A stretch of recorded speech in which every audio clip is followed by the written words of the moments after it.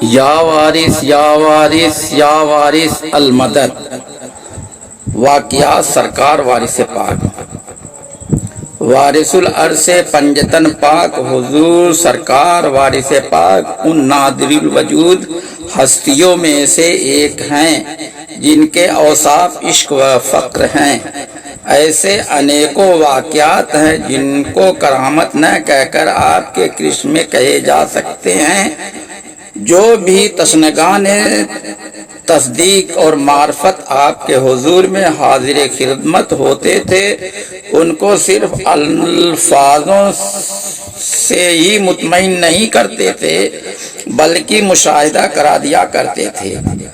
آپ یکتائے زمانہ پیر و فقیر ہیں جو حیات بعد ممات بھی تصدیق کی دولت بانٹے اور آگے بھی بانٹتے رہیں گے، اور آپ کا تصرف و فیض پہلے کی طرح سے جاری و ساری ہے۔ آج بھی ایسے واقعات ہوتے رہتے ہیں جو تصدیق سے متعلق ہیں۔ آپ کے حیات ظاہرہ کے انیکوں واقعات مصنفین وارثی نے قلم بند کیے ہیں۔ ان میں سے چند پیش خدمت ہے۔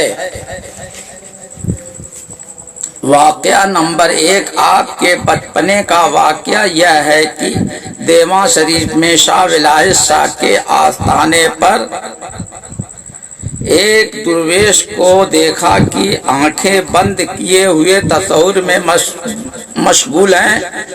جب وہ درویش آگ کی حالت سے ہوشیار ہوئے تو آپ نے فرمایا، شاہ صاحب یہ کیا کرتے تھے؟ انہوں نے کہا، برزخ شیخ کا تصور کرتا تھا۔ آپ نے فرمایا کہ تم نے خود اپنی آنکھیں بند کر لی تھیں، دیکھتے کیا؟ تم نے نہیں سنا ہے کہ من کان فی ہذہ اعمیٰ فہو فی الآخرۃ اعمیٰ؟ اگر شوق کامل اور طلب صادق ہے تو ہر ذرہ میں حبیب کی دید نصیب ہو سکتی ہے۔ واقعہ نمبر 2، ایک مرتبہ آپ حسب عادت بستی کے باہر چلے گئے۔ وہاں اتفاق سے آپ کے سامنے ایک بھیڑیا آ گیا۔ آپ نے اس کے کان پکڑ لیے۔ کاشتکاروں نے آواز دی کہ مٹھن میاں یہ بھیڑیا ہے۔ آپ نے ان کے کان چھوڑ دیے اور ارشاد فرمایا کہ جو خدا پر بھروسہ کرتا ہے اس کو کوئی تکلیف نہیں پہنچا سکتا ہے۔ واقعہ نمبر 3، حضرت سرکار وارث پاک نے جسٹس سید شرف الدین سے خطاب کر کے فرمایا کہ سنا بالسٹر، میں ایک مرتبہ بغداد میں تھا۔ وہاں ایک شخص نے مجھ سے آ کر کہا کہ ایک عورت پر جن آتا ہے اور آپ چل کر اتار دیں۔ میں نے کہا، بھائی مجھے جھاڑ پھونک گھنٹا تعویذ کچھ بھی نہیں آتا ہے، میں کیوں کر جن کو اتاروں گا اور وہاں جا کر کیا کروں گا؟ مگر جب اس شخص نے بہت اصرار کیا اور کسی طرح نہ مانا تو میں اس کے ساتھ ہو لیا اور اس مکان پر پہنچا جہاں وہ آصف زدہ عورت تھی۔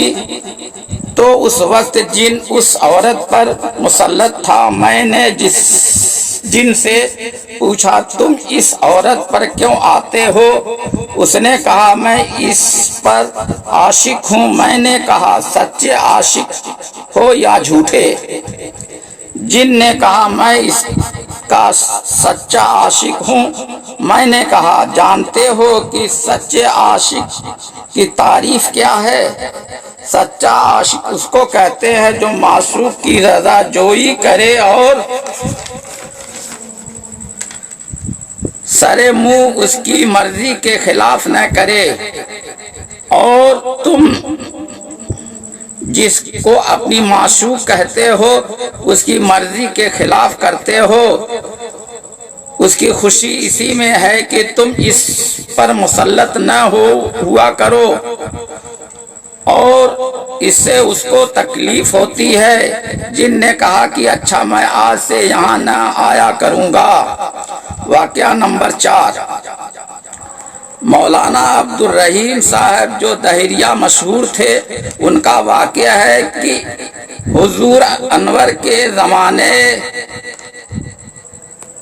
قیام جونپور میں میں اپنے شاگرد مولوی عبد الرحمان صاحب کی خدمت عالی میں حاضر ہوئے اور بطور سوال عرض کیا کہ اگر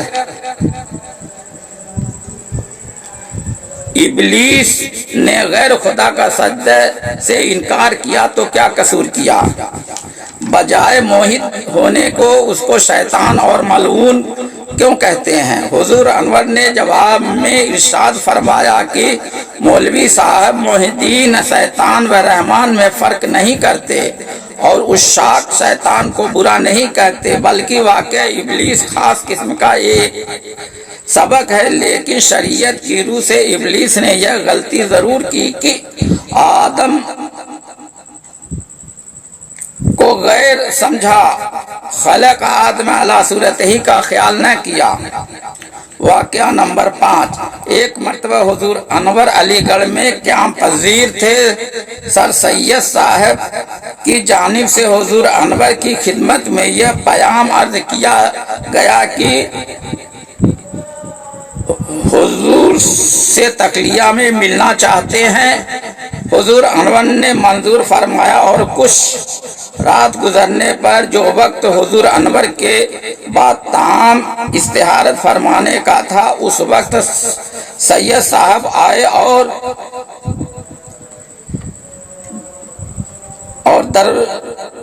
سر سید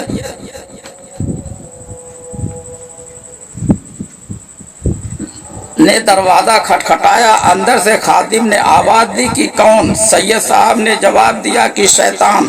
فوراً دروازہ کھول دیا گیا اور سید صاحب اندر آئے اور حضور انور نے نہایت شفقت و مہربانی سے ملے۔ سر سید احمد پر اس وقت اس قدر دقت طاری تھی کہ بیان سے باہر ہے، اور حضور انور نے ان کی تسکین فرمائی، اور حضور انور نے سید صاحب سے یہ بھی ارشاد فرمایا کہ مجھ کو انگریزی تعلیم سے اختلاف نہیں، مگر محبت، اخلاص و طلب روحانیت ضروری ہے۔ واقعہ نمبر 6، جب حضور انور حضرت سید سالار مسعود غازی علیہ الرحمہ کے عرس میں شریک ہونے کے لیے بہرائچ تشریف لے گئے تو تمام مجمع اس طرح سے ٹوٹ کر گر رہا تھا کہ حضور انور کو مزار شریف تک پہنچانا دشوار ہو گیا تھا۔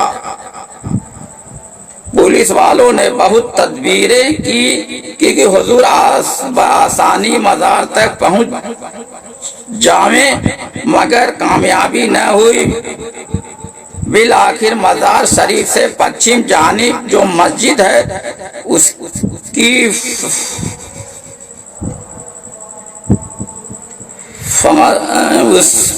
پر حضور نے نشست فرمائی اور معتقدین کی استدعا پر ان کی بیعت لینا شروع کیا۔ ایک چادر لٹکا دی گئی جس کو بیک وقت بکثرت افراد پکڑ لیتے تھے اور مرید ہو جاتے تھے۔ 2 گھنٹے تک طالبان بیعت مستفید سے بیعت ہوتے رہے۔ اس کے بعد حضور نے قصد واپسی فرمایا۔ ہر چند کوشش کی گئی کہ حضور کو آرام سے لے چلے، مگر زائرین میں وہ جوش و اضطراب تھا کہ سینکڑوں آدمی نیچے سے جھک کر پیروں سے ہوتے ہوئے حضور تک پہنچتے تھے۔ 3 دن تک حضور انور بہرائچ میں قیام کیا۔ حضور نے بہرام گھاٹ پر پہنچ کر ارشاد فرمایا کہ جو جس کو ملنا تھا مل گیا، کسب سے کچھ نہیں ملتا ہے، البتہ کسب کا اس قدر اثر ہے کہ مزدور کی مزدوری ضائع نہیں ہوتی ہے۔ تو من شدی مشکل ہے، محنت و ریاض سے دوسرے قسم کے فوائد حاصل ہوتے ہیں۔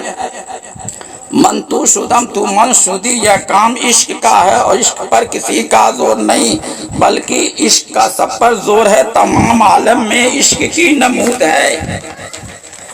واقعہ نمبر 7، مولوی رونق علی صاحب پینتے پوری ایک واقعہ تحریر فرماتے ہیں کہ ایک مرتبہ حضور انور پینتے پور میں رونق افروز تھے۔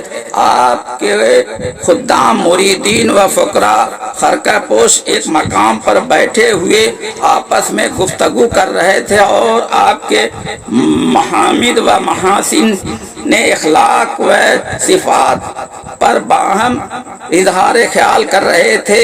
یہ بحث چل رہی تھی کہ آپ بالکل جدید طریق سے بیعت لیتے ہیں اور یہ الفاظ کہلاتے ہیں: ہاتھ پکڑتا ہوں پیر کا، پنجتن پاک کا، خدا رسول کا۔ پنجتن پاک کا اس میں کیا راز ہے اور کون سی رمز فقیری ہے؟ دیگر پیران طریقت اس قسم کے الفاظ اس ترتیب سے نہیں کہلاتے، چنانچہ اس الفاظ کی تشریح میں تعویلات بیان ہو رہی تھی اور سب اپنی اپنی سمجھ کے موافق شرح کر رہے تھے۔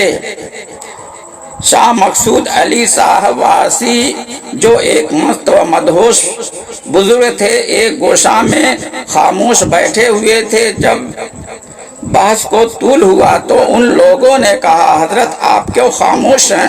آپ بھی اپنی رائے کا اظہار کیجئے۔ تو شاہ صاحب نے فرمایا: لفظ خدا سے اقرار وحدانیت اور لفظ رسول سے تصدیق رسالت اور پنجتن پاک سے اعتقاد بالتطہیر اور اس میں حضرت سیدہ النساء خاتون جنت کا واسطہ شفاعت متضمن ہے۔ جس شیخ کو فیض روحانی خاتون جنت سے ہوتا ہے وہی خواتین کی ہدایت کا مجاز ہے اور اسی کا اثر ہدایت عرفان عورتوں کے قلوب پر پڑتا ہے۔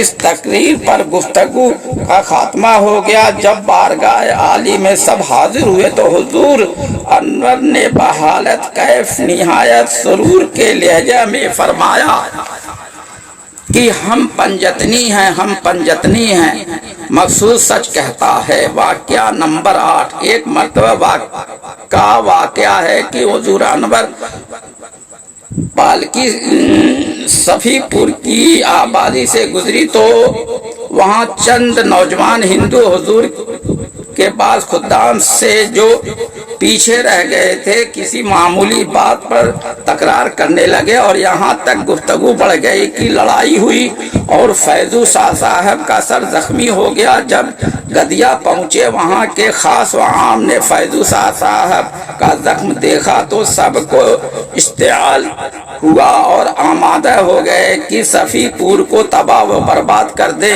مگر حضور نے سب کو بتاکید ممانعت کی اور فیضو شاہ صاحب سے فرمایا: صبر کرو، اللہ کو یہی منظور تھا۔